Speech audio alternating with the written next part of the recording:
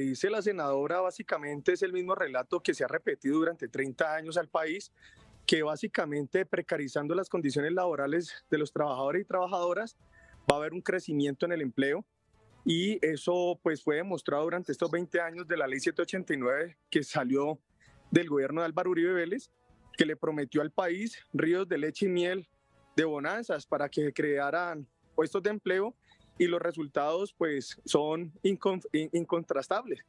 Y es que tuvimos en este periodo entre el 2002 al 2010 un desempleo casi que estático, más o menos un desempleo alrededor del 13%, es decir, no hubo un crecimiento real, digamos, del empleo formal, y lo que se fue y lo que sí se materializó fue la precariedad laboral de los trabajadores y trabajadoras. Es decir, aquí no hubo bienestar, quitándole los ingresos que pueda percibir la población que iba a trabajar en recargos nocturnos entre las 6 y las 10 de la noche. Aquí no hubo bienestar para la población que perdió el ingreso sobre el adicional sobre el dominicales y festivos. Aquí no se mejoró las condiciones laborales cuando los llevaron a esas figuras de tercerización y de flexibilización laboral. Es una palabra bastante acomodada y eufemística, porque realmente eso es precarización laboral. Es decir, los trabajadores no se fortalecieron porque los contrataran a través de empresas asociativas de trabajos, a través de contratos sindicales.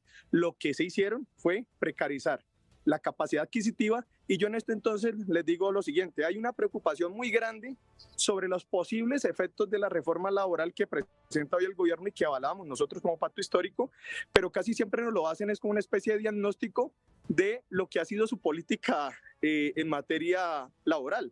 Es decir, es muy, incluso, pues muy llamativo de cómo la oposición hoy pretende hacer exámenes de la reforma laboral que no se ha aprobado, pero con resultados de lo que ha sido su política laboral. Así que me parece bastante sospechoso, falto de rigurosidad, o básicamente es una especie de invitación a la sociedad que pierda la memoria y que crea que la precariedad laboral empezaría a partir del 2023, cuando llevamos décadas de precarización laboral. Por supuesto que no estoy de acuerdo con los análisis y las grandes espantapájaros que está trayendo la oposición sobre la reforma laboral.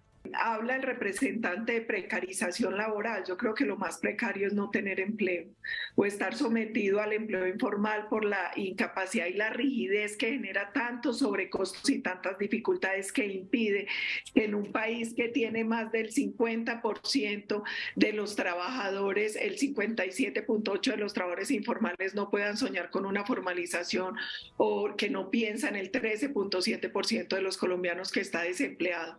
Aquí hay un tema claro, y es: la reforma tiene que obedecer a la realidad del país. Colombia es el país menos productivo de la OCDE, esa es una realidad.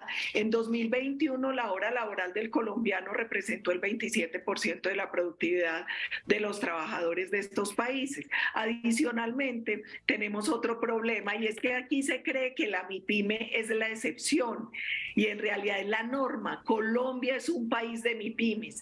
Según el RUEF del 2021, el 91.8% de las empresas en Colombia son microempresas. Y estas pequeñas, medianas y microempresas son incapaces de absorber la carga laboral que está generando esta reforma. Decía el representante que estamos debatiendo un texto no aprobado, pero es que de eso se trata, es que uno debate los textos para poder modificarlos, y de ahí saldrá la norma final. Y nuestra obligación como congresistas es prender las alarmas sobre las dificultades que este proyecto de ley genera para la formalización y la generación de nuevo empleo.